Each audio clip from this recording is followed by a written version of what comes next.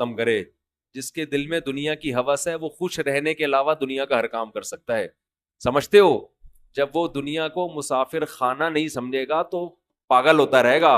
ابے اس کے پاس پلاٹ آ گیا, ابے اس کے پاس گاڑی آ گئی, ابے اس کا امریکہ کا ویزا لگ گیا, ہم یہاں ٹھیلے بیچ رہے ہیں, ابے یہ سیدھا سیدھا بولو بھائی بھاڑ میں جائے. جب بحریہ ٹاؤن کے مالک کا جنازہ اٹھے گا تو میرے دوست نے 2 پلاٹ لے لیے تو کون سا تیر مار دیا؟ جو اونر ہے وہ مر جائے گا. ختم بھائی. تھوڑے دنوں میں ٹماٹر بیچو, رکشا چلاؤ, لینڈ کروزر میں گھومو, یہ تھوڑے دن کے کھیل ہیں, اس کے بعد ختم. قارون جب اپنے خزانوں کے ساتھ مارکیٹ میں آیا نا, قرآن کہہ رہا ہے, قرآن نے تو مارکیٹ کا لفظ استعمال نہیں کیا, جب اپنے خزانوں کے ساتھ قارون مارکیٹ میں آیا ایک دفعہ پورے جاہو جلال کے ساتھ, پبلک نے جب اس کا پروٹوکول دیکھا اور خزانے دیکھے, اس کا لباس, جب بڑا آدمی جا رہا ہوتا ہے نا بڑی عزت دی جاتی ہے, تو بے وقوف لوگ رالیں ٹپکانا شروع کرتے ہیں, یا لیت لنا مثل ما اوتی قارون. احمقوں اور بے وقوفوں نے کہا ہائے کاش ہمارے پاس بھی ایسی دولت ہوتی جیسی قارون کے پاس. کیا پروٹوکول ہے بھائی اس کا. تو قرآن کیا کہتا ہے؟ علم والوں نے کہا وَيْلَكُمْ, برباد ہو جاؤ, تمہارا ناس ہو جائے. جب انسان بہت ہی الٹی بات کرتا ہے تو آدمی کہتا ہے تیرا ناس ہو, برباد ہو جائے, کہ بیکار باتیں کر رہے ہیں بیٹھ کے. کیا کہنے لگے؟ وَيْلَكُمْ, تباہ ہو جاؤ. یہ ویلکم نہیں ہے, کیونکہ ایک جگہ کہیں ہم عربی گرامر پڑھ رہے تھے تو پرانے زمانے میں جب متحدہ حقیقی بنی تھی نا, وہ 90s کی بات ہے, تو ایک جگہ لکھا تھا ویلکم آفاق احمد. تو ہم عربی گرامر پڑھ رہے تھے, میں اس کو پڑھ رہا ہوں وَيْلَكُمْ آفاق احمد. اب وَيْلَكُمْ کا معنی تو بددعا ہے کہ تم تباہ ہو جاؤ. تو میں حیران ہوں کہ انہوں نے اپنے قائد کو گالی کیوں دی ہوئی ہے. میں وہاں کھڑا بس سوچ رہا ہوں کہ اپنا قائد بھی متحدہ حقیقی بنی تھی نا, تو وہ قائد بھی مانتے ہو آفاق احمد کو, اور تم کہہ رہے ہو اور گالی بھی دے رہے ہو, تم تباہ ہو جاؤ. پھر کسی نے بتایا بھائی یہ وَيْلَكُمْ نہیں ہے, یہ ویلکم ہے. تو پھر ایک عربی ان دنوں میں آئے ہوئے تھے, وہ کہنے لگے لِسَبِيلِهِ ہی چوک کدھر ہے. لسبیلا چوک کو کہہ رہے تھے لِسَبِيلِهِ ہی چوک, وہ کہہ رہے تھے یہ لِسَبِيلِهِ ہی چوک کدھر ہے. تو عرب اس طرح کی غلطیاں بھی کر رہے ہوتے ہیں. تو خیر, تو قارون کے خزانوں کو دیکھ کر بے وقوف لوگ کیا کہنے لگے؟ یا لیت لنا, ہائے ہائے ہائے, کاش ہمارے پاس بھی ایسا جاہو جلال ہو, ایسی گاڑیاں, ایسی سواریاں ہوتی. تو اللہ فرماتے ہیں جو علم والے لوگ تھے انہوں نے کیا کہا؟ وَيْلَكُمْ, تمہارا ناس ہو, برباد ہو جاؤ تم. کیسی باتیں کر رہے ہو بے وقوفوں والی. ثواب اللہ خیرون, اللہ جو نیک عمل پہ بدلہ دے گا وہ اس سے کئی گنا بہتر ہے. تو کبھی تمہاری رالیں کسی نیک عمل کو دیکھ کے تو ٹپکی نہیں ہے کہ وہ روزے رکھ رہا ہے, وہ صدقہ کر رہا ہے, تو رال ٹپ کے یار کتنا کما رہا ہے. یہ ٹپک کس پہ رالیں رہی ہیں؟ جو عیاشی کر رہا ہے. تو یہ عیاشی تو تھوڑے دنوں میں ختم ہونے والی ہے. اور قارون اب مارکیٹ سے شارٹ ہو گیا کہ نہیں ہو گیا؟ کہاں گیا اس کا جاہو جلال؟ تو قبر بھی نہیں ملتی, قبر بھی نہیں ہے, زمین میں دھسا دیا اللہ نے, ایسا دھسایا حدیث میں آتا ہے قیامت تک دھستا ہی رہے گا. موسیٰ علیہ السلام نے اسے کہا زکات دے, اللہ نے تجھ پر احسان کیا ہے, تو جیسے اللہ نے تجھے دولت دے کے احسان کیا تو اللہ کی مخلوق پہ احسان کر, تو بھی مخلوق پہ خوب خرچ کر. تو کہنے لگا یہ میرا کمال ہے جو میں نے پیسہ کمایا ہے, مائنڈ میرا کیا تھا. آج بعض مالدار لوگ کہہ رہے ہیں نا میرا مائنڈ, میری لک ہے اور میری, او بھائی آپ کا کچھ نہیں ہے. جس کے لیے اللہ رزق کے دروازے کھولنا چاہے کھول دیتا ہے. ہم نے بڑے بڑے فنٹر دیکھے ہیں, وہ بیچارے ٹماٹر ہی بیچتے رہتے ہیں ساری زندگی, حالانکہ مائنڈ ان کا بہت ہوتا ہے. اور بڑے بڑے بے وقوف لوگ دیکھیں جن کے پاس نوٹ گننے کی فرصت نہیں ہے. تبھی امام شافعی نے کہا ہے نا, ایک شعر امام شافعی کی طرف منسوب ہے واللہ عالم, کہ اگر عقل کی بیس پر لوگوں کے پاس پیسہ آتا تو غریب تو بیچارے بھوکے مر جاتے. نہیں سوری, بے وقوف بیچارے بھوکے مر جاتے اگر عقل کی بیس پہ پیسہ مل. تو میں اکثر اس پہ ایک واقعہ بھی سناتا ہوں, میں جلدی سنا کے آگے چلتے ہیں. ایک مالدار آدمی ہمارے حضرت یہ واقعہ سنائے کرتے تھے پرانے زمانے کا. ایک بہت مالدار آدمی تھا, غریب تھا, سوری ایک بڑا عقل مند آدمی تھا, غریب, مجھے بھی روزہ لگ رہا ہے آج. ایک بڑا عقل مند آدمی تھا مگر تھا کیا؟ غریب. اکثر ایسا ہی ہوتا ہے عقل مندوں کے پاس پیسہ نہیں ہوتا. لیکن یہ قاعدہ کلیہ نہیں ہے. مالدار بولیں گے مفتی صاحب ہمیں بیوقوف کہہ رہے ہیں. تو اس نے دیکھا کہ ایک آدمی بڑا مالدار تجارت کا سامان لے کے جا رہا ہے. بیوقوف اتنا ہے کہ اونٹ کے ایک طرف چاول کی یا جو بھی امپورٹ کر رہا ہوگا جو بھی چیز, اس کی بوریاں لادی ہوئی ہیں, اور بیلنس برابر کرنے کے لیے اونٹ کے دوسرے طرف ریت کے بورے رکھے ہوئے تاکہ بیلنس کیا ہو جائے.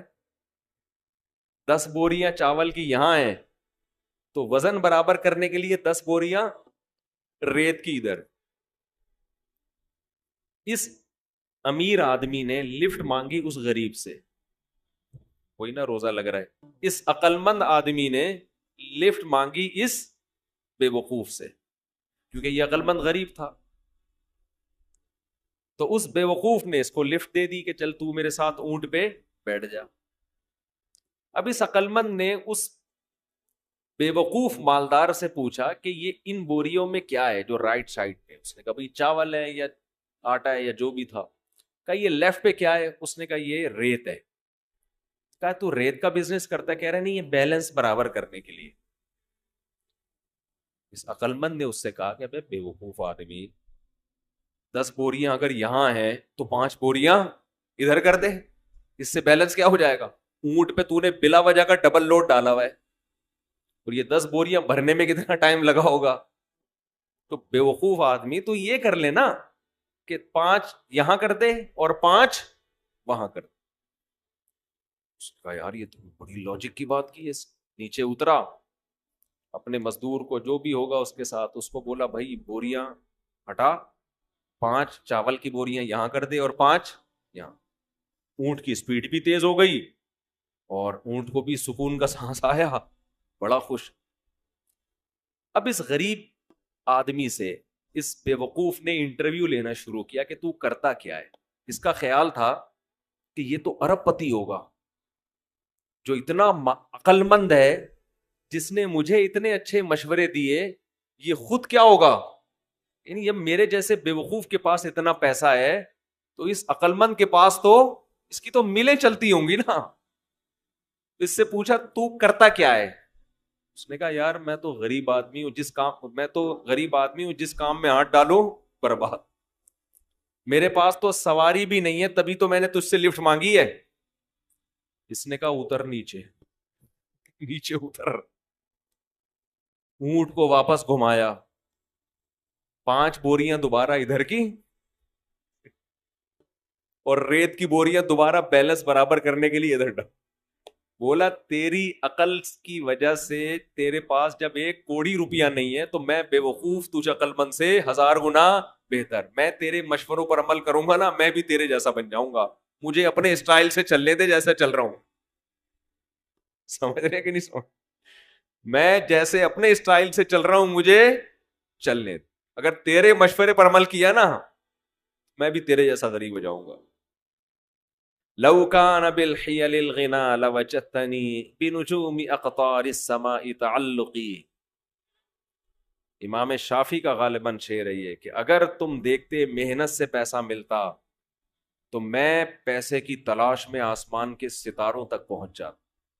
ہم نے دیکھا ہے بعض لوگوں کا ایک شوق ہوتا ہے, شوقیہ کچھ چیزیں پالتے ہیں رکھتے ہیں, وہ شوق ان کا بزنس بن کے ان کو کروڑ پتی بنا دیتا ہے, حالانکہ انہوں نے سوچا بھی نہیں ہوتا کہ اس شوق سے ہمیں کیا ملے گا, پیسہ. اگر وہ پلاننگ کر کے کرتے تو کچھ بھی نہیں آتا ہاتھ. اس کا مطلب یہ نہیں کہ آپ محنت نہ کریں. پہلے ہی ہمارے یہاں پوستی پن چل رہا ہے, اٹھتے نہیں ہیں, 12-1 بجے اٹھتے ہیں, دکان پہ نہیں بیٹھتے. محنت تو کرنی ہے لیکن ملے گا اتنا جتنا اللہ نے مقدر کیا. تو میں وہ عرض کر رہا تھا کہ نبی صلی اللہ علیہ وسلم نے جو مثال دی ہے نا کہ 2 چیزیں جوان ہوتی ہیں تو وہ 2 برائیوں سے مراد صرف 2 نہیں ہیں, بلکہ جو بھی بری خواہشات ہیں بڑھاپے میں کم ہونے کے بجائے بڑھ. اسی طرح اچھی خواہشات اگر جوانی میں اچھی عادتیں ہیں تو بڑھاپے میں وہ اچھی عادتیں کم ہونے کے بجائے جوان ہو. اگر آپ کو جوانی میں اللہ سے محبت ہے, بڑھاپے میں یہ محبت اور زیادہ بڑھ جائے گی. جوانی میں دنیا کو مسافر خانہ سمجھتے ہو, دل نہیں لگاتے, بڑھاپے میں بالکل لفٹ کرانا چھوڑ. ہم نے دونوں طرح کے بوڑھے دیکھے ہیں, سخی بھی اور کنجوس بھی. جو سخی ہوتے ہیں وہ بہت سخی ہوتے ہیں, کیونکہ وہ جوانی میں سخی ہوتے ہیں نا, تو یہ سخاوت بڑھاپے میں ان کی بہت زیادہ بولو بڑھ جاتی. پھر وہ جاگیروں سے دل لگانا بالکل چھوڑ دیتے ہیں, بالکل چھوڑ دیتے ہیں. اور جو کنجوس ہوتے ہیں نا جوانی میں, بڑھاپے میں اللہ کی پناہ آدمی کانوں کو ہاتھ لگ, نوٹ نظر نہیں آ رہے ہوتے, ایسے ایسے گن رہے ہوتے ہیں بیٹھ کے. یہ میں نے اپنی آنکھوں سے دیکھا ہے, نظر نہیں آ رہا نوٹ, دیکھ رہے ہیں یار کم تو نہیں پڑ گیا کر کے نا, چیک کر رہے ہیں کہ اس میں اصلی ہے, ابے اب تو نقلی بھی ہے تو کیا کرنا ہے. اب تو اگر نقلی بھی ہے تو اپنے دانت نہیں ہے کھانے کے لیے, پیٹ میں آنت نہیں ہے کھانے کے لیے, چبانے کے لیے دانت نہیں, کھانے کے لیے آنت نہیں, تو اصلی نقلی کا رہ کیا گیا. شوگر کے آپ مریض ہیں, مٹھائی آپ نہیں کھا سکتے. اب تو آپ کو بچے پال رہے ہیں, اللہ اللہ کرو, مصلے پہ ٹائم گزارو اور نکل لو پتلی گلی سے. اللہ زندگی دے سارے بوڑھوں کو, لیکن اب تو یہ سوچ ہونی چاہیے نا, نہیں جناب ایسے ایسے گر رہے ہوتے, اتنے لالچ, اتنی ہوس, دل, اور ایسا پراپرٹی میں دل لگائیں گے, ادھر پلاٹ. ایک بوڑھے کا فون آیا میرے پاس, غیبت اس لیے نہیں, کسی کو کیا پتا کس کی بات کر رہا ہوں, میرا خیال ہے 85 سال تو ان کی عمر ہو, اور 10 قسم کی بیماریاں. کہنے لگے, رو رہے تھے, میرے بیٹے کا کاروبار کا نقصان ہو گیا, گھر میں بڑے مسائل آ رہے ہیں, رزق کی تنگی ہے, میں بہت ٹینشن میں ہوں. میرا دل مجھے ترس آیا, میں ان کا مذاق نہیں اڑا رہا, مجھے ترس آیا. میں ان سے کہوں کہ حضرت آپ کی کیا رزق کی تنگی, آپ کی زندگی گزر چکی ہے, آپ نے ویسے ہی 2 پاپے صبح چائے میں ڈال کے کھانے ہیں بھائی, دوپہر دونے والے کھچڑی کے کھانے, زندگی گزر گئی. اب ان چیزوں میں کیا رکھا ہے. جو بیٹا جس کا کاروبار ڈوب گیا اس کو اتنی ٹینشن نہیں ہو رہی, جس نے آگے زندگی گزارنی ہے ابا کو اس سے زیادہ ٹینشن ہو رہی. لیکن ہم نے نیک بوڑھے بھی دیکھے ہیں, نیک بوڑھے بھی دیکھے. ہمارے نانا, اللہ تعالیٰ مغفرت فرمائے, نانا نانی دونوں, میرے نانا کی بھی 99 سال ماشاءاللہ عمر تھی, نانی نے بھی بڑی عمر پائی ہے. جب بھی ہم ان کے پاس جاتے تھے نا تو وہ شاعری شروع کر دیتے تھے, قبر کی آخرت کی, ٹھیک ہے, گھر جسے سمجھے ہو وہ تم گھر نہیں.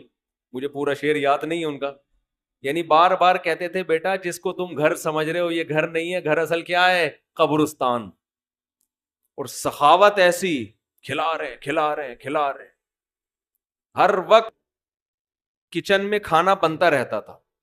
مسجد کے امام بھی تھے ہمارے نانا, تو جو گلی محلے میں جا رہا ہے نا اس کو بلایا, ادھر آ بیٹھ. گھر والوں کو ٹینشن دی ہوئی تھی, کھانا لے کر آؤ اس کے لیے. تو گھر والے بھی تنگ آ گئے تھے. تنگ آنے کا مطلب ظاہر ہے بار بار بار بار کھانا گھر میں پکتا رہے, لیکن سخاوت تو تھی نا. تو ایسے بھی دیکھے ہیں کہ بھائی یہ گھر ور کچھ ان کو کوئی دلچسپی نہیں ہوتی پلاٹوں میں, جائیدادوں میں. تو یہ جوانی میں ختم کر لیا تو ہو جائے گا.